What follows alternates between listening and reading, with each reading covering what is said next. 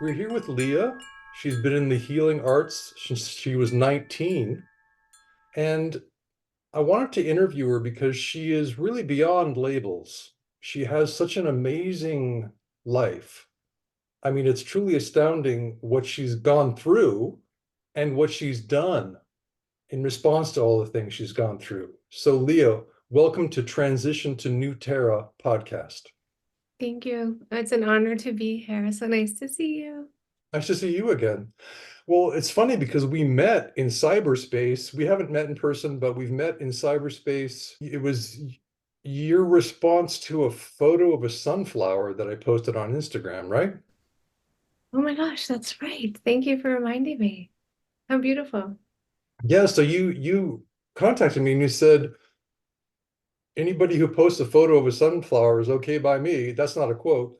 That was basically the message. You're like, I want to give you a free session. You posted a photo of a sunflower. I'm like, this is awesome. I think it's right. If I'm going to put the energy into posting that sunflower, I deserve a free session, right?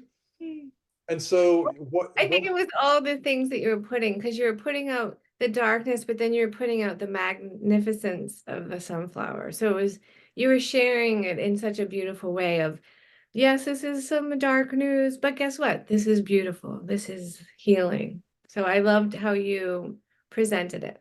Oh wow. Okay, great. That's nice to know. I didn't realize that.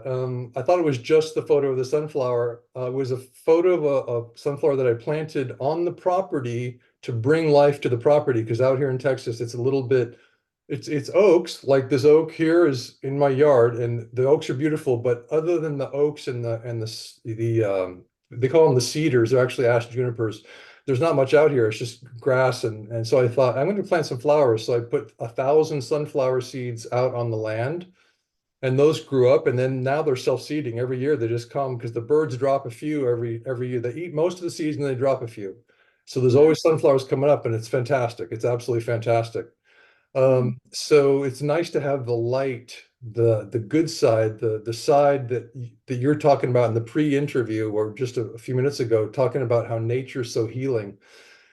And so you contacted me and you said I'm going to give you a free session, and I said, what sort of session are we talking about here? And you said, well, I read the Akashic Records. I was like, oh wow, that sounds cool because I just heard about the Akashic Records in the last few years before we talked, and it was a new thing to me because no one talks about the Akashic Records in academia. When you in high school, no one says, oh, and by the way, there's an eternal virtual library of everything that has ever happened, everything that's happening now, and everything that ever will happen. It's just waiting for us to access it. No one ever said that. They said, well, if you want to go to the library, you have to go down to the physical library, get yourself a book, and read the book. But you have the ability somehow to read the Akashic Records. I mean, this is amazing. Well, I want you to know it's a gift we all can receive. It's just learning. So I read about it with Edgar Casey's book, and as a teenager, I would try to sleep next to my books um, to learn and kind of get their information because, there's just so many ways of learning. And so I was like, I'm going to just absorb the information because I was always in sports and doing a million things. So I didn't always have a lot of time. So I would try to do it like that. And I just remember praying, I would love to help people heal the way Edgar Casey could help people through the Akashic Records. And then life kind of took me on a wild and crazy ride. And then one day when I was at work, I worked in the spa industry for a long time. A coworker said, I'm getting a message to tell you to look up this woman. She's a Akashic Record teacher. So I said, oh, thank you. I looked her up and I found out the next weekend she was going to be 10 blocks from my apartment. And normally she was never available, and that they still had space and someone was able to cover my shift, which was also impossible. So divine timing. And it was a perfect time for me because I had taken a lot of other energy healing arts classes because I was sensitive my whole life and I didn't know how to handle it. I didn't know how I would run from it, and I didn't know how to receive information and have it be a gift and a blessing. Because I was always afraid, oh gosh, someone's going to think I'm crazy. Their grandmother's showing up and telling the grandmother's telling me to tell them something, and they're going to, put me in jail or something. I don't know. Because the spirit realm would be very close to me. And so it was a gift because, but I guess I'm telling you this is because I want you to know I'm teaching people now how to access it. And I want people to have their own intuitive guidance, which is I can access my own, but I can also access others. But you can access your own and you can also access others. It's just learning how to do it. And so that's why I'm trying to find a way to empower people because I want them to know we have an inner guidance that we can tap into. And it's just getting used to it. If you don't know how to do it already, some people know how to do it. They know how to meditate. Some people, you know, they have their own ways. But for a lot of us, we're not taught that in school. Imagine if we were taught how to access the Akashic Records as a child. Like that would be beautiful. You were close to the spirit realm growing up, but you were also in the matrix like the rest of us. And so you had to get a job to make money, like most people do. And so you chose the healing arts. You were a massage therapist. Mhm. And what sort of life was that like for you? That was at the age of 19. That's pretty young. Well, yeah, because I thought I wanted to be a marine biologist, so I went and spent a lot of money in education that I never really used. Although I did travel to beautiful places, like with scuba diving in the Galapagos. It was a very beautiful experience. But Wow. That sounds and then, amazing. And by the way, I want to be a marine biologist too, just like Jacques Cousteau. me too. Oh my God, that's so funny. I went to France. It was a 14-year-old because I was like, I need to learn about the life. And anyway, I was just this adventurous person that thought that was the way to do it. But then I realized, oh my God, I had to work throughout college, and I was like my friends that could go into working as a wildlife like state employee. They were living with their parents throughout college, and they didn't have to pay for college, so they could afford like a almost zero salary. And I couldn't. So I said, I have to figure this out. So I ended up going to then one of the nicest hotels in Miami at the time. And I just went to the spa, and thankfully I was hired, and they said I need to get my massage therapy license. So I did, and I got my esthetician license. But what was happening was when I would touch people, I would see stuff about their life that I didn't want to see, or I'd feel stuff about their body, or I'd see like a gray energy over certain parts of their body. And I didn't want the information because I felt it was not mine. And people were most of the time, they were very loving and caring, and they were just needed to help rebalance their body or their energy. So that's when I also learned how to do energy work, because you can help someone clear off some, like, let's say gray or matter or dark energy or whatever. You can help shift someone's energy just by touching them or doing certain techniques. So, but what happened was it was starting to become harmful towards me, meaning I was trying to help them so much. And I guess other empaths have experienced this, where you're trying to take the pain off of somebody else and you, by accident, put it on yourself. Or I would say, give me their headache so they can leave happy. Because I was also a people pleaser. So I would try to make them have the best experience ever. And then I'd leave like literally almost crippled. Like I would have their pain. The ocean for me, I could usually help clear my energy often by just going in the ocean. I didn't know there are certain techniques you can do as an energy worker to actually clear off. You don't even have to take it on as your own. Like you don't have to take, it's actually best not to take someone else's energy. Let the energy, clear itself. Or I learned there's certain other techniques, but because I was just naive and silly, that, I just didn't know. And it would, and end up dreaming people's dreams. It was ending up to be like, I couldn't even be around people. It was a lot. So that's when I would say this is too much. I don't want to know. Like could tell. Like the minute I walked in the room, if I was going to give them a service, if they were like heartbroken or sad, like I knew immediately one man was devastated beyond belief. And I was like, and I started crying because it was so heavy. So that's when I realized, oh my gosh, I'm, I'm, I'm really, this is hard. So thankfully, that's when I would leave that massage world, the healing world. And that's when I ended up in that nightclub world. Um, So how long did you work in the massage world?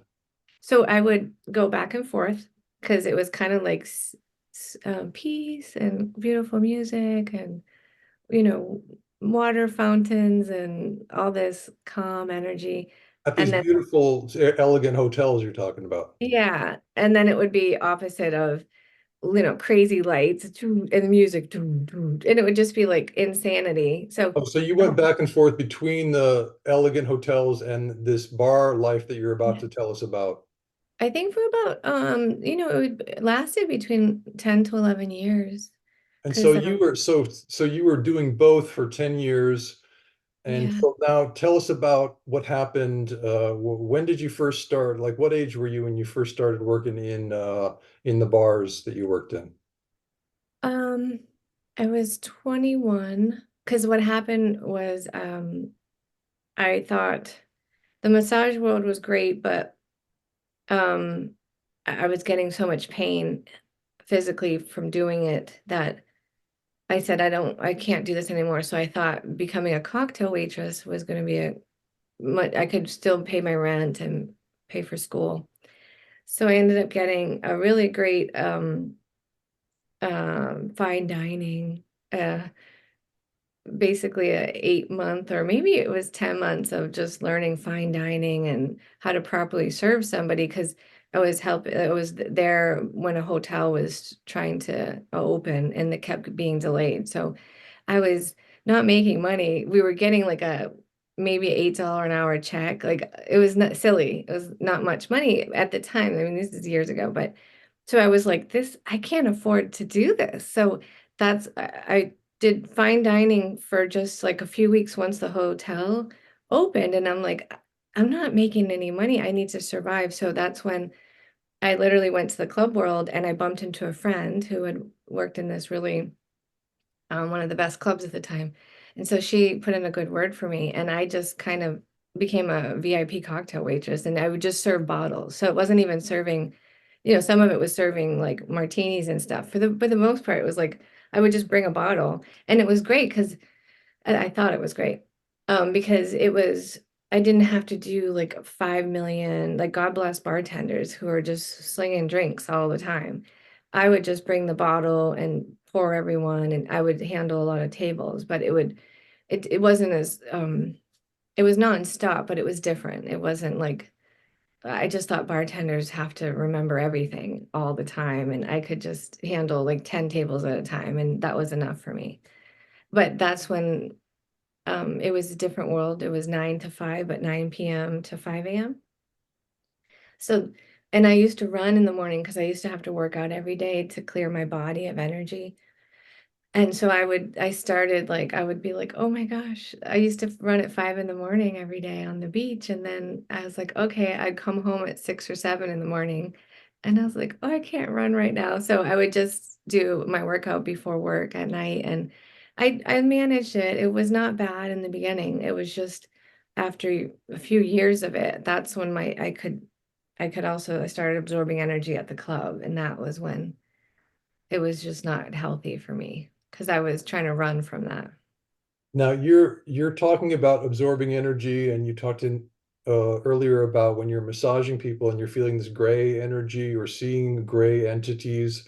Now, for people who are new to all of this, there's a reason that we're talking about these mundane jobs that Leah had in the Matrix, and she's going to travel on in her discourse about what this all led to. But just for some background for people who don't know what she might be talking about when she says, I saw a gray area on this person's body when I'm massaging this person. David Icke talks in his lectures about how the Nag Hammadi texts Mm. 1/5 of those texts are dedicated to talking about archons. And these are negative energy parasites. They're invisible to us in this realm. They're energetic parasites, meaning that they are, as far as we're concerned, solely energetic and not physical. So we can't see them normally. Mhm. Some people do have the gift to be able to actually see these entities that turn out looking gray or dark. And so this this idea about negative parasitic entities that live on our fear and our worry and our hate, our negative emotions, and encourage those negative emotions in us because they're very smart, the groundwork has been laid by the ancients who wrote the Nag Hammadi texts, warning future generations about them and telling us about them in detail. We didn't get this information in school. No one ever told us about it. We needed a matrix breaker like David Icke to tell us about this, to give us this key information that we are under attack, that we are many of the things that we do are because we are parasited by these negative entities. And so one of the jobs of the healers in the healing community is to release these negative entities from us. So with that background, knowing that these things, these archons exist, they're real. We can't see them, but they're real, just like this broadcast is going through the air and we can't see those frequencies. But if we have the proper receiver, suddenly we have the image of Leah and Jock, right? And no one can feel or see any of the frequencies, the data that's going through the air in exactly the same way. Most people can't see these negative entities that are parasiting on humanity, but some people have a gift to see them. So let's return to your story. So you've been working in the massage therapy industry, and you're going back and forth between that, which is tough on you because you're you're absorbing this negative energy from people who have these entities or have just simply had bad experiences in their lives. They don't have to have archons on them, but so you're such an empath that you're absorbing these, and then you go, well, I've had enough of that. I'm going to take some time and go to the club. And then you start to also have similar experiences there. Well, yeah, and that was I so and just to give you a background too, like which I found out a lot of empaths or people that are sensitive try to run from it. So I started to drink heavily because I thought if I drank heavily, I could stop these from seeing. And so, but the worst part was in the nightclub, I would drink just to get through work, and I would see even more because then my energy would be lower, or the veil, let's say, would be thinner. So then I would see not just the dark gray matter, I would see entities attached to these people, like meaning, um, and I saw it too in the massage world, but it just was very prevalent in in the club world, like one way I could see like so they would have like an energy. If I just look at them, I could see, okay, they have their eyes and their face and stuff. But sometimes their eyes, it'd be like a little movement, like an kind of like a shadow that would show up. And it would be like, oh shoot, there's an entity, like a strong entity attached to them. And I found that was very accurate because even in the massage world, if someone was a drug addict, let's say, um, their eyes, I could see the energy attachment like clear as day. And it would get, and I also I would get a punch in my stomach around those type of energies too. Because usually, unfortunately, those people had either done like let's say, I could, it sounds silly, but it happened so many times. I could tell if someone was like a murderer or did harmful things in their life. It would hit me to the point of I wanted to vomit or run as fast as I could away from them. But because I was trying to maintain my composure, I couldn't. And so then I would be like, okay, so that's when I would just start praying, or I'd start putting shields up. But that's when I really had to figure out how to protect myself. Because a lot of the energy workers, or let's say classes, they're not always taught how, like they always say, oh, love and light, and just protect me, or, put a white light around me or a white pyramid. That's beautiful and that's great. But for me, some of this wasn't, I needed some stronger protection, like a lot more. Like I didn't understand any of it. So, because I was like, this is not normal. So, because I was dealing with like, okay, how do you deal with an entity that loves to host off of this person? And I had people that would come and ask me because I could clear entities off of people. And so, in the beginning, when I learned the Akashic Records, that would just show up. And I didn't ask for that. I didn't even know we could do that in the Akashic Records. But also because I had been trained in the energy world, for some reason, the person's guides would say, you clear this energy off this person? The energy is literally killing this person, or it's making them want to keep using drugs when we're trying to help keep this person alive. So I would dive in the beginning and say, all right, let's go full force. And like 3 hours later, I would have zero energy. Then the entity would leave, but then like literally the next day, the person would call the entity back on because they would use again, or they wouldn't do their spiritual homework to protect themselves, so that the attachment would just come right back in. And I was like, I just spent like my whole day trying to help clear you. And then, but that's when I realized, and this is also maybe for energy empaths out there, or sensitive energy workers, you can only do what you can, and you can't kill yourself to help others. Like you have to really be strong and know what you're doing, because that's when I had to other take more classes to say, I need extra help here. And but ironically, in the angelic realm, like I would have like Archangel Michael would show up, Archangel Raphael. Like I would have energy that would say, well, we're gonna do this. You don't have, it's not for you to do. And that's when I realized, oh my gosh, we can ask for help. Oh gosh, this is amazing. And that's the power of too, like prayer, or those that work with nature energy. Nature can clear a lot of stagnant energy, or let's say EMF energy off of you. If you're, for those people that are needing to be in a day job involved with all this static energy, I see it as like, especially with the computers, like, yes, you can put crystals in front of your computer. You can make sure you have certain crystals on you. You can, but nature, yeah, exactly.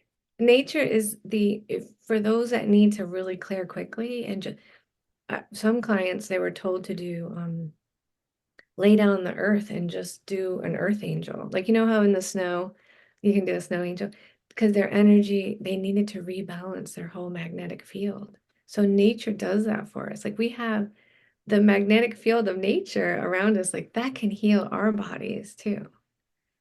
And so that's why for me, I lived by the ocean. So I would literally have to go to the ocean almost every day to get my energy cleared, and make sure I didn't by accident absorb people's stuff.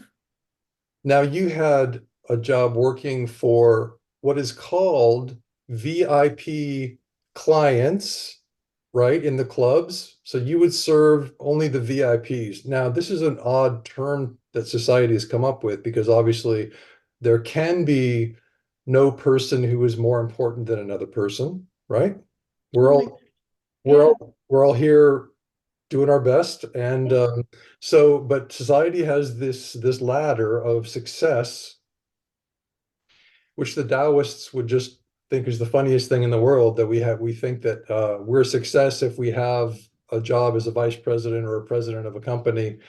That's the idea, that we're reaching for success is completely a joke to the Taoist folks, because we don't have to go anywhere. We're just like a tree. We're fine exactly how we are, right? yes, So you're serving these VIPs who have quite a high opinion of themselves, yes. and you're dealing with that ego all day long, that ego that they're throwing at you. What else did you end up having to deal with this service in the bar, in the clubs that you worked in, of the VIP folks? Well, it was really interesting because I found some amazing people that were just normal, gentle, kind people that they were also either really well with their talents, whether that was being an athlete or an entertainer.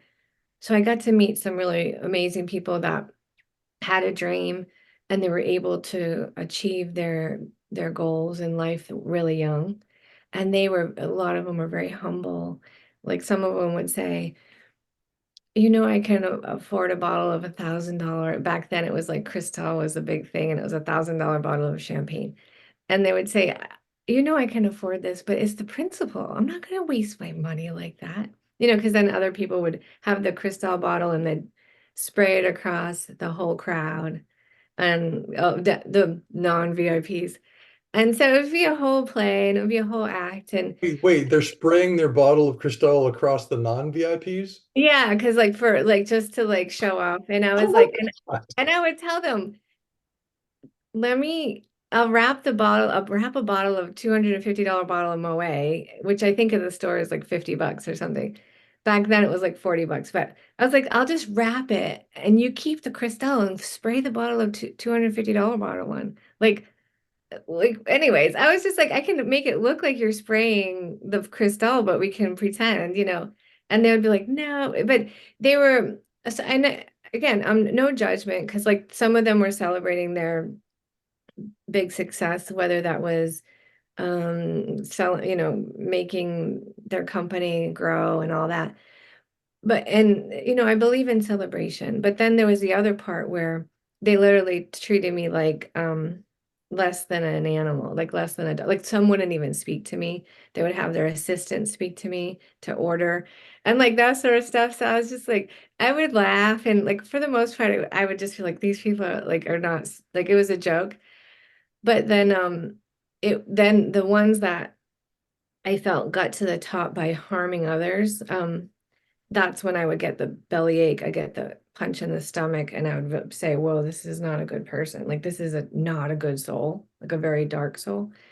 But a few of the times people I got to know in that world and become friends with, they would say, because I would say, oh, I got the worst feeling around, this particular person who rose to the top in their career. And I said, I don't know what it is. I don't ever I refuse to serve that person or some of those people because I just couldn't be in their energy. And I would just give them away to whoever. I'm like, I am not going near them.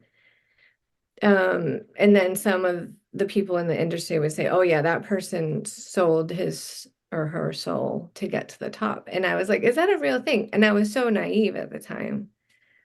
I was like, really? And they're like, oh yeah, that's a real thing in that industry. So in like the music industry and all that, the entertainment industry. And that's when I would say, wow, this is fascinating because I had met as a younger teenager, I met some politicians that I would get the same feeling and they had rose to the top and I would want to vomit. And that's when I would realize too, oh, this is my indicator that this be careful. Like my indicator was like to the point of I literally wanted to run for my life or run and vomit. So I had to learn my own body's indications of like I had to create like my own little encyclopedia, I call it, of symbols. So I would know if this person was safe or not because around beautiful energy and people I could feel comfortable around, I could see colors or sparkles around their aura. And then other people, I would get the bellyache, or see a darkness, or I would get this horrible, kind of like just shiver up and down my spine, or prickling energy around them. And that's when I would have to be very careful. Like would suddenly just kind of shut down. So your energetic field is giving your intellect, Yeah. the slowest part of us, which we think is the quickest, but the energetic field is instant. So it's giving you these messages to help you navigate the world. Oh yeah, because I didn't. And even, you know, I guess this energy stuff has been around forever, but there are some people, um, you know, that use, I don't know, I just, in Florida, so Miami's so different. You know, there's a lot of different beliefs and there's a lot of different practices. So some people call on other spirits to facilitate their command or their wish. And then they're always obligated to that spirit. So there's a lot of interesting stuff that I was so naive to. I didn't know, but that those body, I call them body hits, or these things that would happen to me. That's when I would say, "Oh, this person messes with some dark stuff," and I'm just, I would literally freeze because I would get scared, but I didn't want anyone to know that I could feel it different because then it would show that I was scared. Or if they had an attachment that was very powerful or had been with them a long time, or they called in this spirit or whatever to help facilitate to get them to a higher place in their career, I would literally, I'd just be literally like kind of like a deer in headlights. But I would have to pretend. So I would just, it was really weird. I would kind of turn into a chameleon of, I'm gonna just pretend everything's fine, but I could totally, because I didn't want that energy, because the energy, some of them could tell I could see them. That's what scared me. Because I've had attacks before when their entity would see me or know I could see them. I would literally, I had to call my friends to clear me because like I would literally, I wouldn't have, I couldn't, I had zero energy for days.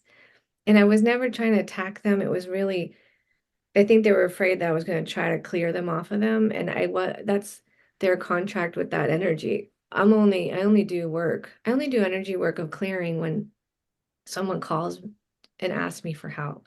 I'm not, you have to learn too. You're not allowed to do stuff if that's their contract with that energy, if that makes sense. So Yeah, that's why. I Yeah. remember I was talking to my good friend Mayada, who I met in the Bosnian Pyramid Complex, and she is doing similar work to yours. She helps people in the in energetic healing arts. And she said she was standing in a bank line and she saw this woman with 10 Archon attachments on her. And Wow. she knew that she, by universal law or universal rule, let's say, she was not allowed to go up and say, you know, I'm going to remove these entities, or can I remove these entities? The woman had to come to her or go to someone else who could do Yeah. this and say, can you help me remove these entities? And it's like, she said it was the hardest thing to know that this poor woman had 10 entities that were draining her and steering her through life toward negative things, always toward negative things, because they feed off the negative energy. So they steer her toward negative situations, they steer her toward negative emotions. So my gosh, yeah, so the contract that these VIP folks had with the music industry or the entertainment industry Mhm. to sell their souls, this contract, if they decide one day I'm going to break that contract and I'm going to make a new contract with a healer and say I'm going to give you permission to remove this, I'm disavowing the previous contract I made, then you're allowed by you Yes. by the universe to remove this entity or to send it on its way.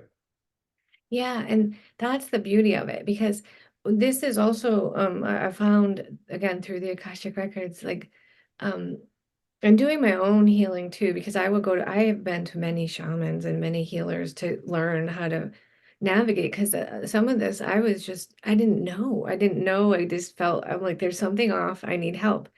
And they could see or feel what was happening. Could feel it, but I didn't know how to reverse it. I mean, over years now, I'm like, oh, we can really null and void a contract. And that means also contracts that are in our lineage or our family history. Like we can go back generations. Like people do generational healings, but I mean, that's why I'm learning, wow, this is so empowering. We can do this also ourselves by saying, I, the contract with my family lineage that is not serving my highest good.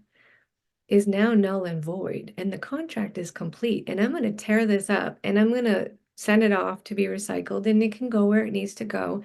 I thank it for the lessons.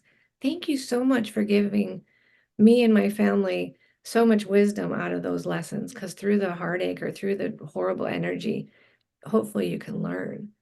But we can do this ourselves. Like we can do, that's why power of words and prayer and um, calling in the highest frequency is so important, because those lower energies, I mean, when you call in God, or you call in, source, all those energies, they have nothing against, like they can't compete with that. You can't compete with any of, that's when it's beautiful, because when you realize, oh, we have this divine body given to us by God. We have a beautiful spirit that we can work with all this beautiful energy. Let's call in and empower that, and let's make sure we're surrounded in only the highest vibrational frequencies. So for me, that is love and light. But however you want to word it, I just have my own ways of wording for me. But I mean, I've seen people that, they call in Jesus, or they call in whoever their strength is, or archangels or whatever, as long as it's for the high frequency. But that's when you can also take back your power, because these energies, one, they're not allowed on us, and unfortunately, we don't know sometimes when they're on us, and that's why it is helpful to go to somebody or to say, "Can you please see if I need to be cleared? Because I'm not feeling good." I don't know if this is a spiritual energy attack or whatever, or if it's just my chakras not aligned right now. Whatever it is, that's why I'm so blessed, because I have friends that I can call and say, for some reason, I don't know what's up. And they can see it. I can see really great for others, but ironically, when it comes to me, sometimes I'm like, oh, this is so hard for me. But again, everyone has their gifts. Yeah, so know that this is also, um, when it's spiritual, you can actually claim your own power. Like that's what I want people to know. I want people to know, like, oh my gosh, you can send all those lower frequencies and clear it off of you every day, all day. Like I had I've listened to, like, even priests that needed to get their DNA back into alignment with God, because they did something they regretted, and they said, "Oh my gosh, um, I found it so hard to pray," and that was their whole dedication in life, to pray and they said, "Whatever this mistake I did, it caused me to not want to pray," and so they would have to, so they spent weeks trying to get back to that alignment with God or source, and that's when I realized, wow, some of the homework's hard. It's not always easy. Well, I had a girlfriend back in California who was a shaman who dealt with entities, and that was before I understood much about the world. I was just coming into an understanding, and she was helping me by occasionally talking about entities, and she wouldn't go into it. Um, but and I believed everything she said, but I didn't really have anywhere to hang that idea. I didn't have a context to understand what an entity was. Mm. I believed that she dealt with entities, but I didn't know what they were, and she didn't try to force it on me. Um, so my path was slowly coming into this, just because there were people like you there are people like you all around the world who are doing this work, and they're staying under the radar, even with their boyfriends and girlfriends and husbands and wives, because they don't want to freak anybody out. So little by little, I was learning about this. I think it was Dolores Cannon who talked about tearing up contracts that don't serve us. Oh yeah, and that was the funny thing. Thank you for mentioning that, because I did healing touch for about 5 years, which was a beautiful class where I could practice certain. It was more of a choreographic, hands-on healing, and I didn't mind that, because I liked opening up to the space of the energy, and then I liked the placement because it gave me a little bit of a routine.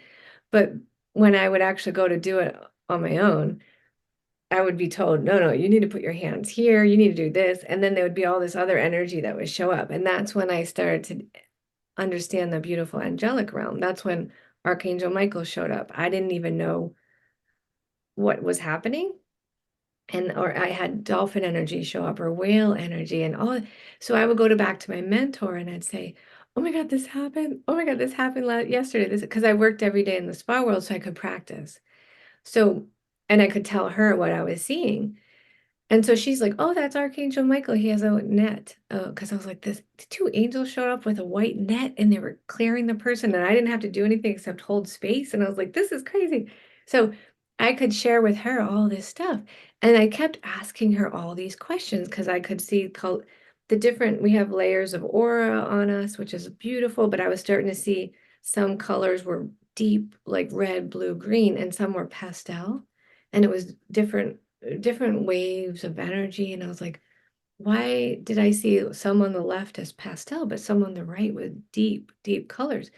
So she started to share all these books so I could research more. And then finally, she got to a point, she's like, I don't think I can help you anymore. I think you need to read Dolores Cannon's The New Earth, and you need to read the Three Volunteers, or something. So I said, "Oh, thank you." So when I started researching Dolores Cannon, I got so excited. And I was like, "Oh my God, yay, these are my people." So I dove into that world and then I found out she passed and I was like, "Oh, it's so heartbroken." And then I realized her daughter's still doing it, like teaching and helping to share the wisdom. And I ended up getting sessions from one of the daughter's friends, and then I I do QHHT now too because it's all healing energy. I do healing hypnosis with from Dolores Cannon's work because there's so many different ways of hypnosis. And then I went out to Arkansas to meet Dolores's daughter Julia, and I saw the office where Dolores used to work out of, and we went crystal mining there because I was just going to hang out with them and just enjoy Arkansas because I've never been. But I said the frequency there was so unique. And I asked Julia, I'm like, Julia, the energy here is the vibration is so high, like for me. I'm like, this is amazing. She's like, it's the crystals. And I'm like, I have a question because they were showing that the crystalline energy there from all the beautiful energy of the crystals, Dolores and Julia would take to different parts of the world and kind of exchange in their energy field that crystalline energy with the energy of where they were at, and it would be a mutual exchange. And I said, did you see that? And she goes, oh yeah, we know we bring that crystal energy where we go. And I'm like, oh, okay. I just want to, because it showed it in her records that there was a beautiful exchange. And that's when I realized, wow, like if I were to, when I read for people, I can see, like, as an example for you, because you're in nature energy and you speak this language um, of the earth, because you've been in the energy of the earth, your aura holds all this beautiful energy and it's sacred geometry that when you go and meet somebody and have an energy exchange with somebody else, even if it's just going into another room, you're bringing all that divine sacred energy where you go. And that's why I realized, oh, some people are here just to hold sacred space. So if they go into a room, they can help clear that room of any lower frequencies just by that beautiful aura that they're holding. And that's healing in itself. So some people don't even have to put like hands-on healing. It's just they just have to hold themselves and literally just be them. And so that's when I'm realizing, like, someone like you, I think that's why too I was drawn to your energy on Instagram because I usually don't go there. And that I was just kind of diving into Instagram at that moment. And then when I felt your energy, I was like, oh, he's doing healing work. I don't even know if he knows this. Does Well, that and make sense? it's funny because we had many sessions together, and in one of them, I said, what are my origins? And you said Arcturus Sirius. And I thought, I didn't say this out loud, but I thought to myself, how can it be two places? And so I did some research after the session, and I found just, I don't know how I found this out of the billions and trillions of documents that exist in the world, but I found Lissa Royal's book, The Prism of Lyra. And she, like Dolores Cannon, was way outside the box early on. She's like one of the forerunners, of all this learning that the rest of us are starting to do. So Dolores cleared the pathway for us through the forest of the Matrix, and so did Lissa Royal. And so in this book, she talks about the Arcturus Sirius healing matrix. I guess she switches them. She says the Sirius Arcturus healing matrix, and she says it's an energy from these two places in the universe that have come, these energetic forces have come to heal, and they've gone to many, many, many planets, not just Terra. I think Sirius is the physical healing and Arcturus is the emotional healing. So then I told you this, I typed it out and I said, "Hey, I found this thing." And you go, "Oh, that's so cool." Like, in other words, you're just you're not just, you're channeling this information. You're saying, "Oh, you're Arcturus Sirius." And then which makes no logical sense to be from two places. And then Lissa Royal comes along and says, "Oh, I mean, she writes a whole book about not just about this, but that's a big part of her book is this matrix that's here to heal energetically, as you're saying, it's an energetic healing, and it's coming through in many different ways. Um, what many people don't realize is that since we live on a crystalline Earth, the plants are the life of the plants. Every crop that we grow has the crystalline energy in it. And so if you're eating plants, let's say you're eating a plant-centered diet, you yourself, whether you're part of the Sirius Arcturus healing matrix or not, you yourself can broadcast that crystalline energy to others better than if say you just ate meat all day and that was the sole part of your diet. Which is amazing. Thank you for sharing that, because a lot of people ask too how they can almost clear their energy or activate it more or become higher frequencies. And usually um, it's their guides always mention some sort of sea energy, like seaweed energy. So it's usually an algae like spirulina is what. So, and when I'm seeing it, when they're saying it and showing it, it's always, to me, it's like the most beautiful fluorescent blue-green energy, like a spirulina. And then they show chlorophyll, which is like this most beautiful color of fluorescent green. Um, and then they show, lately they've been saying sea moss. And so this is, I take notes so I can also do this myself. But I notice too, when I'm not in alignment, when I do, I used to take every day chlorophyll. I would do a fermented chlorophyll. I would do all these different herbs, but I just do them in a supplement. I like a lot of different, I like Dr. Mercola's stuff, but I just, because it's very high frequency and it's usually organic, it's sourced really well. But when I have too many pains, aches and pains in my body, that's when I say, oh, I have to detox, clean, raise my frequency. And it's always with plants. It's always with high frequency plants. Like for me, because I'm borderline anemic, they showed me I need to do a lot more beets. And but they always mix it with this high green energy. And then I was listening to some lecture the other day where, oh, that because they show in people's records that it's going to activate someone's pineal gland and help um uh decalcify it. But what it shows is, like, even yesterday I had a client that was told he's trying to reach enlightenment in this life. He needs to activate his pineal gland more, but he also needs to add chlorophyll and a rich, even wheatgrass. Like, so it's all these, so it's fascinating because these are all beautiful energies of, yes, you're right. It shows up in their field. It shows up like our cells can radiate really high frequency if we let it. It's just, unfortunately, we also have to live in the world. And I drink structured water because I was shown that for me, that helps me. Um, but those reminders, it shows up in a lot of people's records.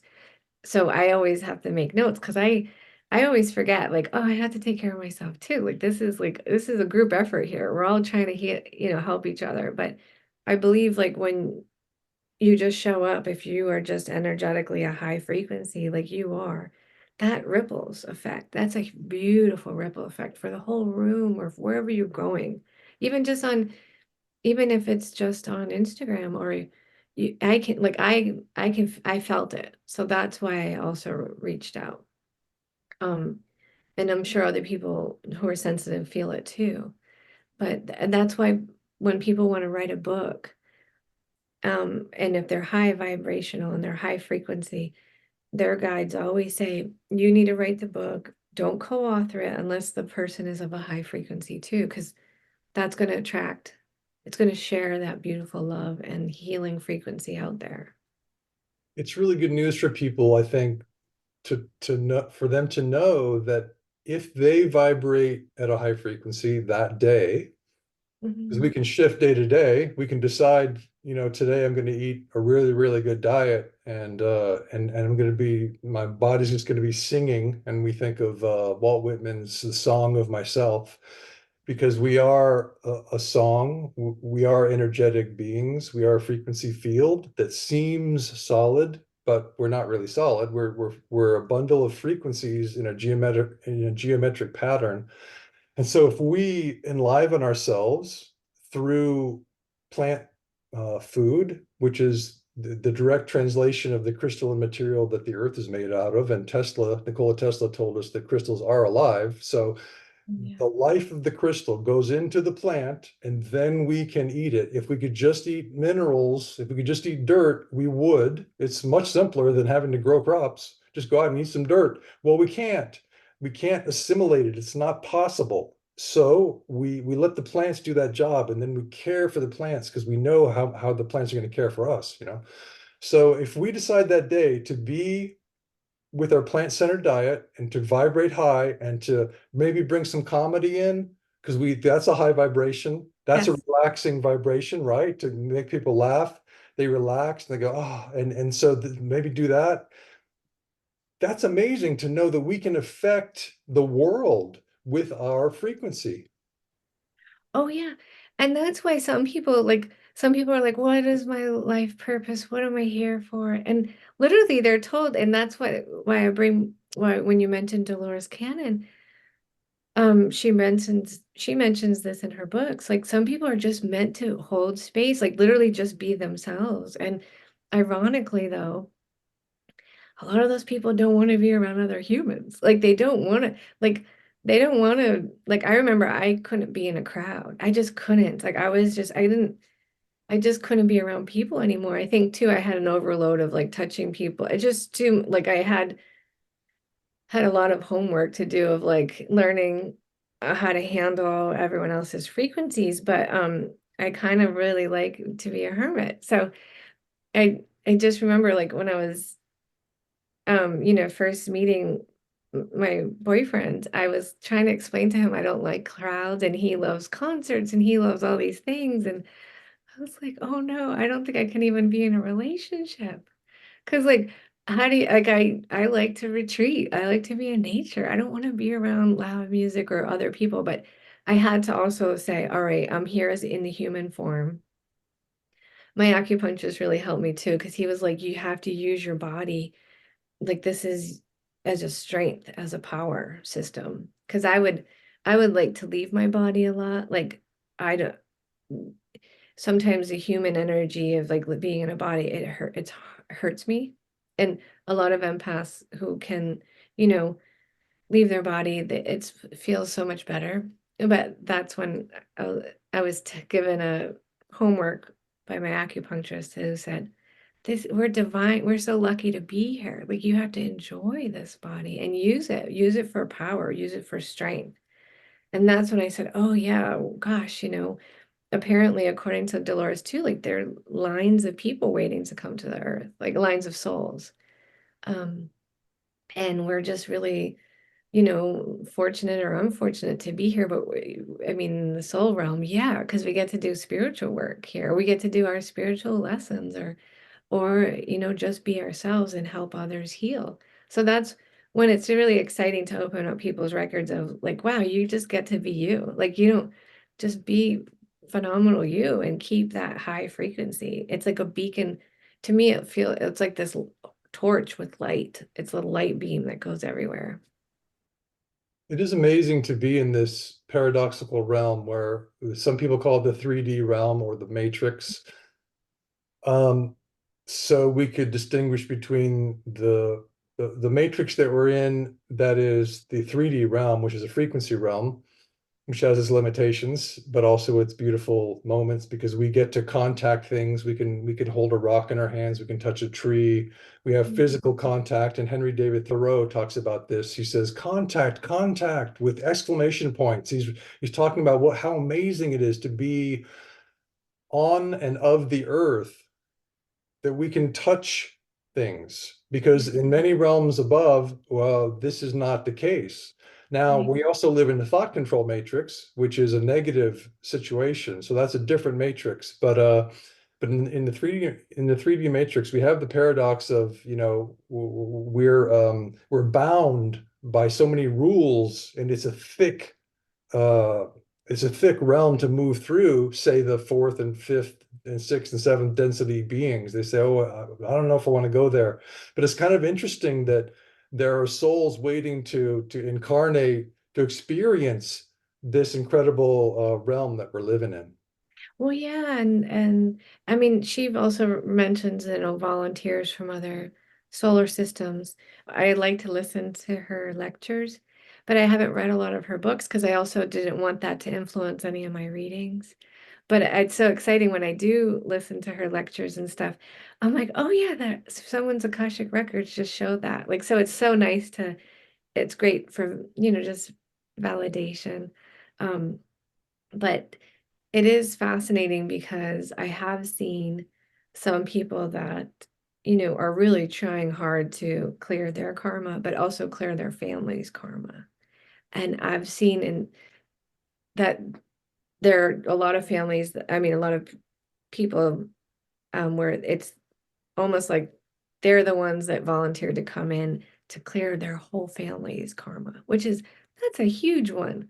I mean, that's a huge one to take on, but it's a blessing too, because the way it shows up when I'm reading for someone is when you do your work and try to heal in terms of keep your spirit enlightened or keep your frequency high, and laughter, like you said, that's one of the fastest ways of raising the vibration. Like people, comedians and people of humor, like they're healers. One of the purest forms of healing. But when you say, I'm no longer going to allow myself to be the victim, or I'm going to take my power back and I'm going to own everything, or however you want to do it. Like I'm not allowing any of these entities to steal my energy from me, and I'm going to be of a high vibration from this day forward. What that does is it clears the past, but it also clears the future, like equally. So it's beautiful because what I've seen is like for people, especially with serious trauma, like, I mean, people that are dealing with heavy stuff like like sexual abuse, like, and it's been in their family for generations upon generations. When they say, I'm clearing this so that my kin and my future kin don't have to deal with this, that's like, whoa. They usually have a rough go, like a really rough go. But according to their records, they volunteered to show up to stop it so that their family doesn't have to continue it. And what that does energetically, it goes past and future. It clears. It's so beautiful on an energy level to see and feel it. And that's when I realized, oh gosh, we're here to actually do so much beautiful work if we want to. Some people, they just might have a really rough past life or a few past lives. So they're here just to rest and be in the human experience. But others that have had a lot, a lot of hardships, some of them just are like, all right, I picked all this so I could stand up and get to my spiritual enlightenment. Wow, that's amazing. Well, the Earth, which we call Earth, but is actually called Terra by the Galactic Federation members and by virtually all of the advanced civilizations in the universe, although some of them have a different name for our planet, which is neither Terra nor Earth, but virtually everybody calls our planet Terra. So we're going to have to learn that, and we are Terrans. So Terra, she has a crystalline matrix. That's what she's made of. Somehow these crystals are growing. So when you were in Arkansas, you're finding or feeling the energy of. A lot of people are finding the crystals that are growing, and it's like finding a flower in a field, and it's like, well, look at this beautiful thing, and they pick it up, and this crystal's been growing. It's astounding. Um, on a usually on a quartz matrix, but um, these crystals that Tesla told us are alive. He says that although we cannot understand the life of a crystal, nonetheless, crystals do have their own life. Um, these living crystals are part of your life specifically. You have crystals in your home that you keep around you, and how do they serve you, or what's the relationship between you and crystals?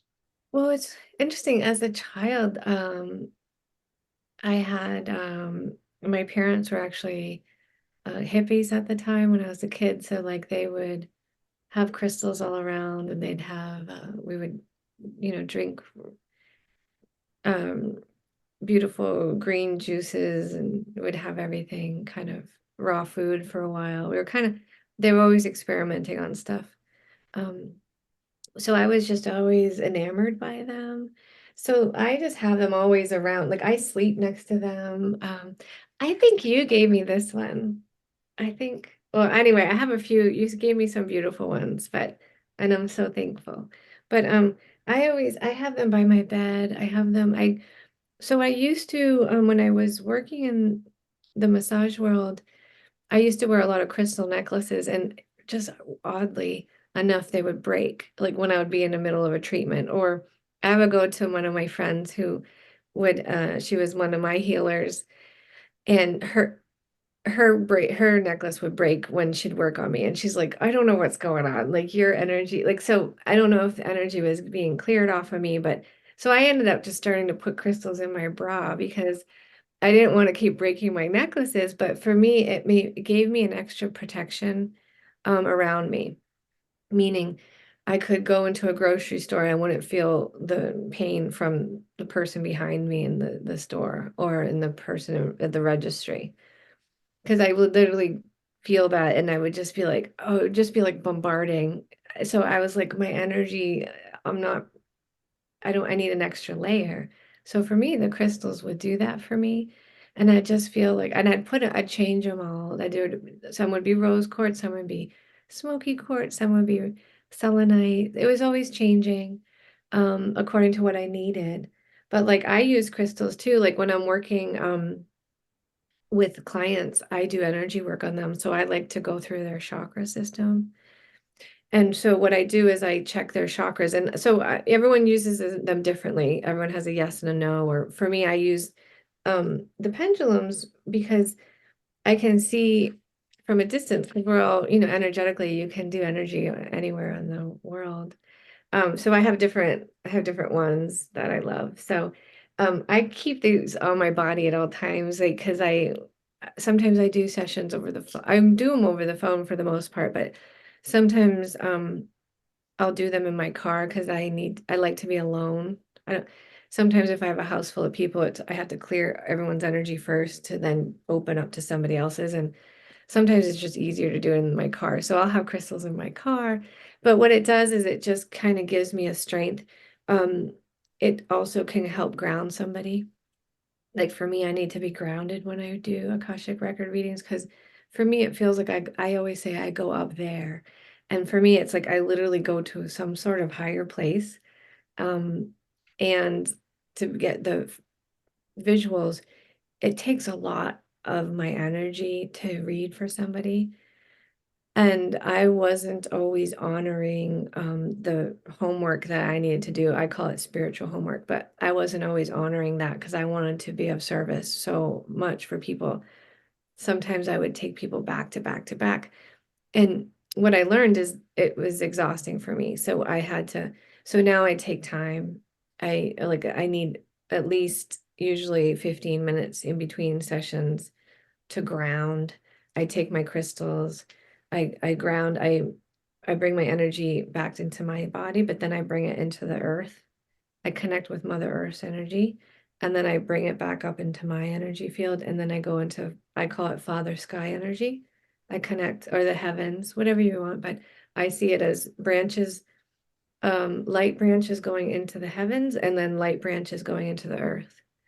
And that just keeps me strong because I need to be as strong as I can be in order to do this work. Ideally, when it's warm out, I go out and I read when I'm in nature. I literally just sit down on the earth and I'll read for somebody because that gets me into the earth and it roots me, it grounds me. Um, because otherwise I unfortunately like I learned the hard way if I was just going one after the other and I wasn't using, my crystals to help me.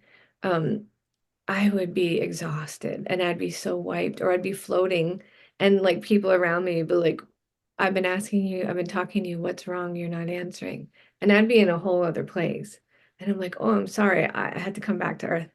I use Palo Santo and I use sage. I use all these things because for me, I need to clear my energy all the time. And I need to make sure I'm not, when I open up for someone's records, it's an honor, it's a blessing, but it's their sacred information. And so I have to close it after, and then I have to make sure I'm not taking any of that information with me because that's theirs.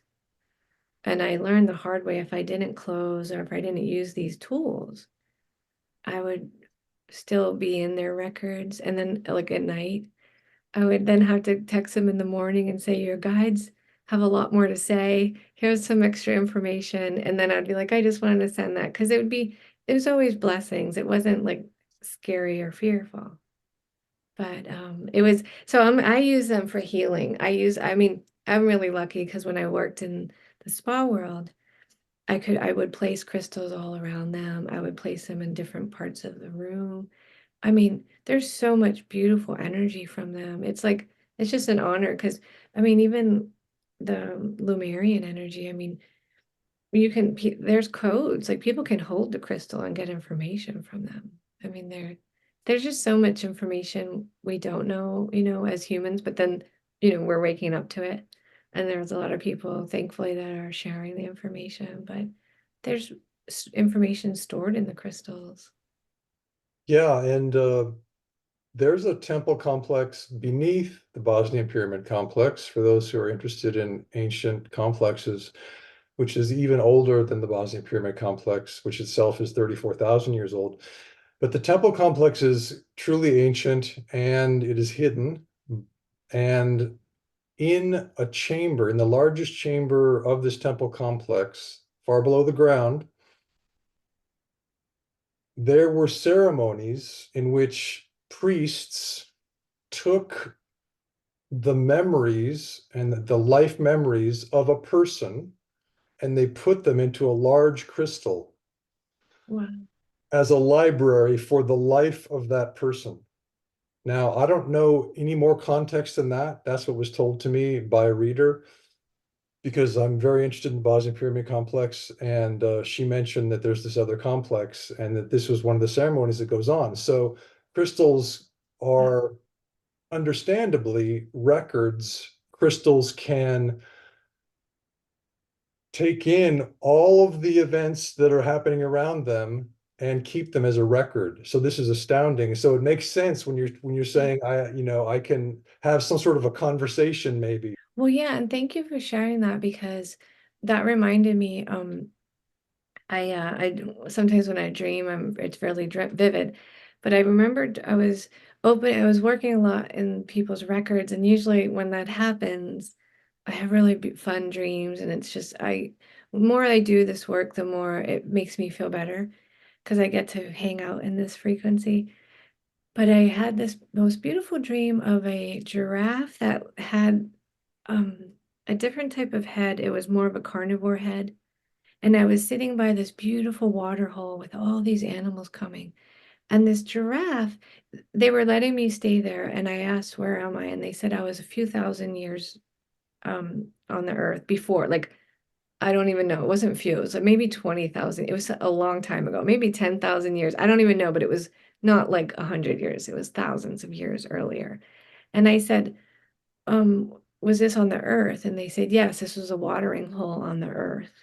And they showed some birds and they showed some animals that looked similar to what there are today, but that one giraffe energy with this um meat eater head, I Googled it because I said, was there was there ever a giraffe that was a carnivore? And they showed a prehistoric giraffe that was also had been a carnivore, and it was that image that I saw in my dream. And I went up into my records and I asked, what was that trying to share with me? And they showed that we humans can gather information from the earth from thousands of years ago if we want to. We just have, like, we can talk.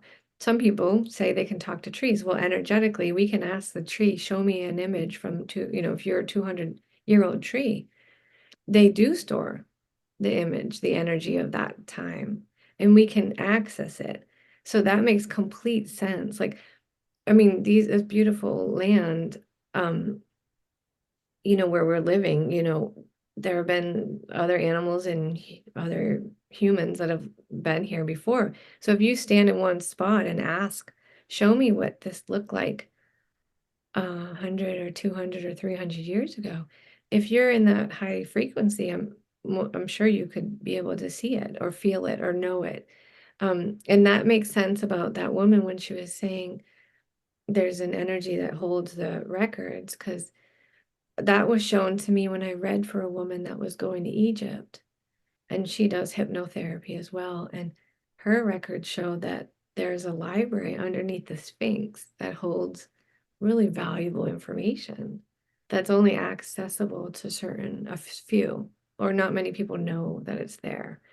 So that's beautiful that that woman had seen that or read that about another part of the land. Because what I'm guessing from what I've been seeing is that we can do this, and that's why certain sacred spaces, or that tree behind you that's in your yard, I mean, it probably wants to share its whole life with you if you connect with it. I mean, and that's what the beauty of living, I think, on the planet is, when we get into these deeper layers of what's around us. Like, gosh, there's so much we could tap into, I feel. And it's really just being maybe quiet or still or peaceful enough to resonate with that energy to get the information. That's really beautiful. And I think people might want to consider that there's a lot below the pyramids on the Giza Plateau and the Sphinx that we have yet to discover.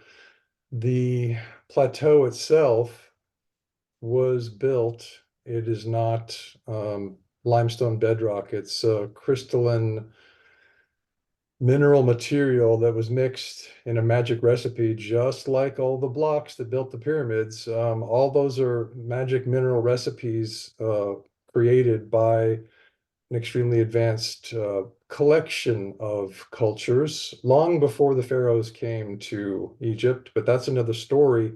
But I love this image of you or a person, any person, standing, let's say, barefoot on the crystalline earth on some beautiful rock outcropping and asking the earth herself, whose name is Terra to us, and I'm sure that that will do fine for her. So if we ask Terra to tell us what happened here 1,000,000 years ago, Terra would be all right to saying, Sure, I'll tell you that." And if we're in that receptive mood or in that receptive energy, that receptive space that you're talking about, where we're relaxed enough to receive that message. So, Leah, it's been an amazing time talking to you and learning so much. I always feel blessed to be able to learn from the guests that come on the show, learn in real time, and then to be able to pass along this amazing information to others. I think it's really your information is going to resonate out in a beautiful way. So thank you so much for coming on the show. I really appreciate it. It's such an honor and it's such a pleasure. And thank you for doing your work and sharing your wisdom because it makes a difference. I was always shy. I've always been fairly shy. And when I went on to Instagram and I saw that you were so open to share and to allow others to learn and just know there are other possibilities and but also to remember that it's important to enjoy the beauty around us and the simple things like that sunflower. It's just beautiful, and I'm just grateful. Thank you for sharing that because that made me feel safe enough that I could reach out to you. And I just wanted to say thank you by giving you that session because you were doing so much work. And I, at that time, was like, what can I do? I need to help and I need to do more. And just, I'm just grateful because you made it easy to connect and to share that beautiful part of living on this planet that we can enjoy. And if we enjoy the beauty and the love around us in the nature realm and just being honored to be here, it makes a difference because that just frequency can help others to remember, oh, this can be a beautiful, this is a gift to be here. It's a blessing to be here. And we don't need to fall into the hands of those fear-mongering, darker energies. We can actually rise above it and enjoy the love and the peace around us. Well, each of us as Terrans has this beautiful innate capacity and urge to share. And this is out of compassion. So we're compassionate beings. We may feel down because we're stuck in this weird matrix life that we're living. We may have dark days, tough days, but if we tap into our inner compassion, which is a service to others path in life, where we want to help others, we want to share this information with others because we're excited to think that they might feel excited about it the way we felt excited about it, right? So we're putting ourselves into their shoes, then we can see ourselves as more beautiful beings than maybe we feel inside, because we're being made to feel like we're small and we're nothing and we're bad and we're being shamed by various forces during the day. But if we tap into this compassionate center that we have as Terrans, as a race that was created by 22 benevolent races who gave us their beautiful compassionate genes and their beautiful creative genes, then we can feel not only the compassion that's part of us and that's such a strong part of us and such a beautiful part of us, but we can also use the creativity that's from our ancestors who created us. And we'll use that creativity to find a way, to find a path out of the matrix. Mm.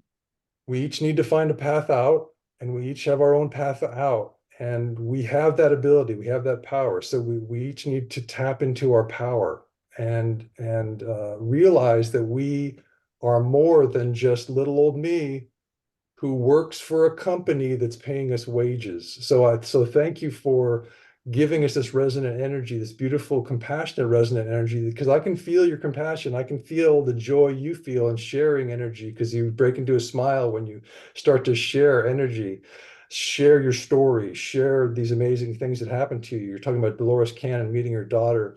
And so this is the kind of energy that humanity needs and that we have in us. We have within us. We have this potential within us. If only we could tap into it. So thank you, Leah. And if people want to contact you for a session or just to say hi, they can find you at leahraylight.com, leahraylight.com. And I'll have the link below in the description box for people. Thank you again. Thank you to your crystal friends for amplifying your message and keeping you happy and full of light for this time with us. Thank you. Thank you. And thank you for sharing. It's really love that you're sharing. So with the wisdom. So thank you for doing that. And hopefully we can reconnect soon.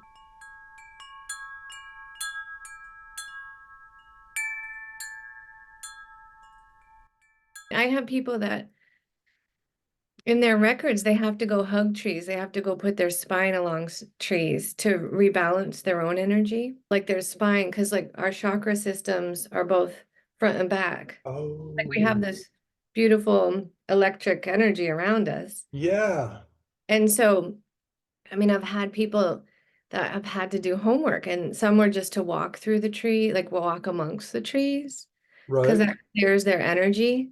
And then others, they actually had to lean up against the tree or for people that are very angry, you can actually give the anger over to the trees, which is fascinating because when I first heard it, I was like, oh no, I don't want to hurt the tree. And then I was like, oh no, they're here. They really love when we communicate with them.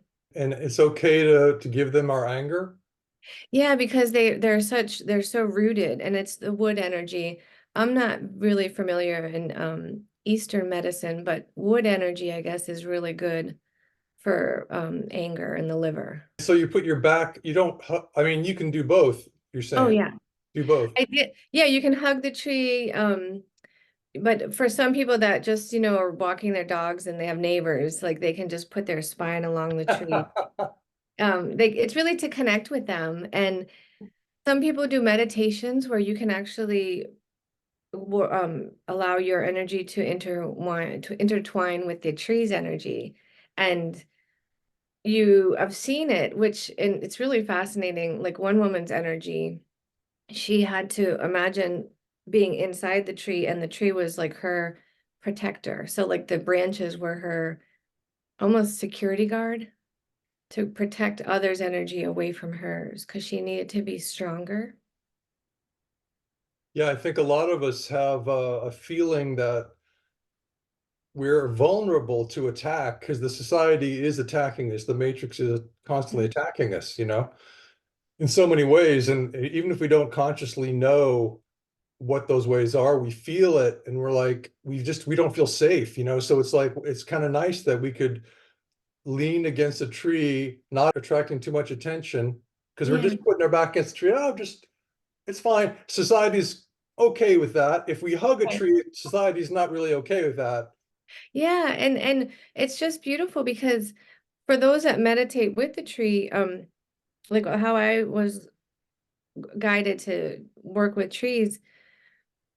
I was actually in Hawaii and I was trying to create a sacred space and I was trying to connect with the land around me. And there were three trees around me that I asked, may I allow my heart to connect with your tree heart? And I received a yes. And it was just this beautiful, it was about a 20-minute meditation. And we just created this beautiful kind of circle. And for those that don't meditate, it may sound crazy, but I really now, this was years ago. I can still go back there when I meditate and connect with those same trees. So like that's how people, what I've found in certain people's Akashic records is they can absorb the energy of the sacred space wherever they are. Like if they're in Ireland or Egypt or Hawaii or, the earth is sacred. So for those that need to, let's say, just reset themselves if they're working and they're stressed, they can literally just take a minute or two and connect back to those sacred spaces because it's the energy in those sacred spaces can stay in our aura, in our energy system. And it's really fascinating because I've seen sacred geometry in certain areas in nature just energetically, because when I open up to people's records, I mean, right now I'm not open. So, but when I open up to other people's records, I can see like, oh, wow, there's a beautiful river and there's a sacred geometry energy over this river or this ocean that you live by, whatever it is. And so it's really fascinating because I just like to research after. once I do it, because I don't know. This is all, new for me. So I just like to see, oh, does anyone else have other research on this? And when I research, there's sacred geometry all over in nature.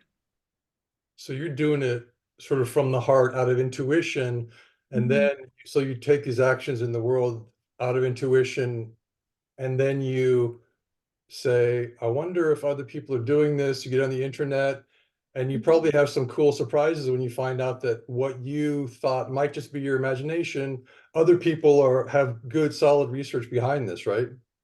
Oh my gosh, not only that, like some people they do energetic ley lines. So I guess it's called acupuncture, like earth acupuncture. So they can understand if a home has, let's say, some people are sick in the home and nobody knows why. So if there's too much like water underneath, like underground water that's not as stagnant, or there's other energies happening, they can shift the energy of the home or the place so that the people can actually thrive. Like it's so much, there's so much, it's so deep compared to like, just surface. So there are people that can come out to your home and they'll find, I guess it's just earth acupuncture. I'm not quite sure of the actual name, but I actually found someone, and a client of mine had to use a person that works with the acupuncture of the land. So you yourself have experienced this energy, this water channel energy yourself, and then you went to research it. Yeah, well, in someone's records. Yeah, so I opened up someone's records. Oh, I see what you're saying. I see what you're saying. I Yeah, because see. how it works for me is when I open someone's records, I'm just getting information and I'm receiving it. And then I just share what I'm being shown. So a lot of this stuff is I don't know a lot of this stuff. So and I like to be clear. So that's why for years, maybe 8 to 10 years, I didn't watch TV. I didn't watch a lot of news or anything because I didn't want, it's for me, it feels static energy, but I just didn't want all this energy in my subconscious um, mind to just influence. So, I mean, I've read about, praying over water and it changes the structure of the water, or praying over food and it changes the energy of, and I've studied healing arts for so long. So I've understood energy work in that sense. But when it comes to all these other things, it's a lot of it's so new to me. And I'm like, oh my gosh, this is so fascinating because we all have access to it. I just have been doing it for a little while. Like, so I'm getting used to it. Like I've probably been doing it about almost 10 years. And so I've been able to just research once I close someone's records, I'll research what was said. Because I like to learn too. I just would rather it be straight from someone else's guides, if that makes sense. And during the session, you're you're channeling information that you then oftentimes can't remember because you're not the originator of this information. You're just channeling it. And so a lot of it you can't remember at all until the person who had the session sends you a transcript or says, oh, thanks for telling me about XYZ. You go, oh, Yeah. I didn't even know I said that, right? Oh my gosh, yeah. And I think it happened with you. Like I had no idea. I just remember them saying something specific about you. But all that other stuff, I was like, oh my gosh, I had no idea. But it's interesting because the Bosnian pyramids are a way out of the matrix too. It's a window outside of what we are told is human history. Mhm. And in the Bosnian Pyramid Complex, you're talking about underground water channels. Well, Semir Osmanagic, who discovered the complex in April 2005, talks about underground water channels extensively because in Rovne Tunnel Labyrinth, which is part of the complex, he found by employing dowsers, not employing them with a paycheck, but just by asking them to do this. And the people would come along and say, yes, I'm a good person. I'm going to help you with your project to find out about our real history on Terra, you know.